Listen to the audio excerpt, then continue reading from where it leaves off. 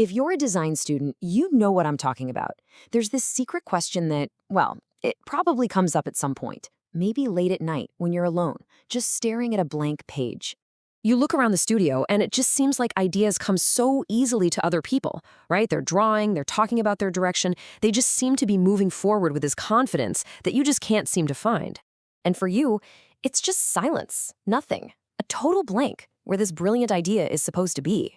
And in those moments, that's when you start to wonder, am I not creative enough? Do I just lack inspiration? Maybe I'm just not cut out for this whole design thing.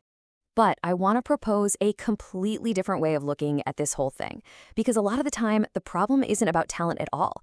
The real problem is a deep misunderstanding of what design is and what it's really asking of you. See, this is the mental trap that causes so much anxiety.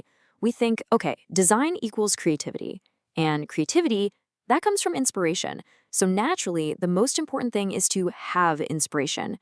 And when you can't find it, that logic leads you to a really painful place. I must not be good enough. And this is just such a damaging way to approach your work. It means every creative block, every bit of critical feedback, every single moment of uncertainty, it all becomes a direct judgment on you, on your talent, on your worth. Suddenly, you're not just solving a problem anymore. You're in a constant battle to prove you even belong in the room. So here's the question we absolutely have to ask.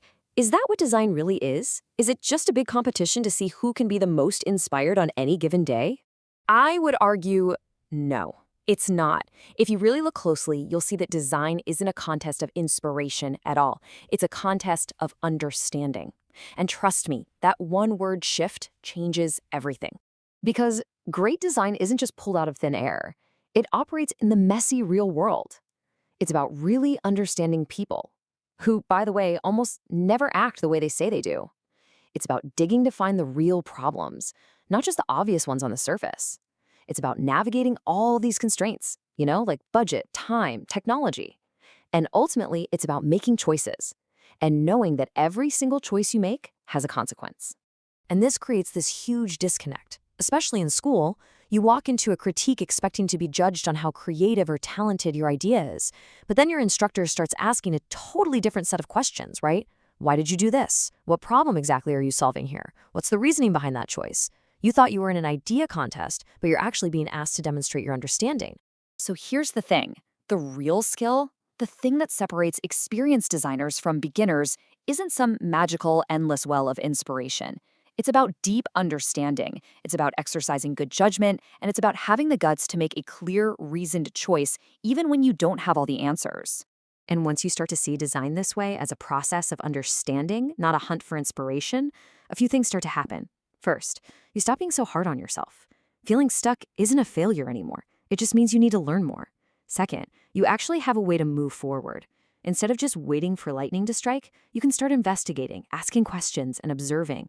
And third, you start to realize that being a master designer isn't about being some genius who's never stuck. It's about getting really, really good at navigating the confusion. This is such a powerful shift. That feeling of being stuck is no longer a final verdict on your talent. It becomes a tool. It's a signal from your brain telling you, hey, stop trying to force an answer. Go investigate the problem with more curiosity. So if you only take one thing away from this, let it be this. The real work of design, your real growth as a designer, it doesn't start when you finally have that amazing burst of inspiration. It begins at the moment you can finally say to yourself with some real clarity, okay, I think I'm starting to understand what I'm actually doing here. That, right there, is the starting line. So let me leave you with a question to think about. If you've ever felt that doubt, that fear that maybe you weren't talented enough, when did it first happen? What was going on? Now, try thinking about that same exact moment through this new lens, seeing it as a challenge of understanding, not a failure of inspiration. That might just change how you see your entire journey.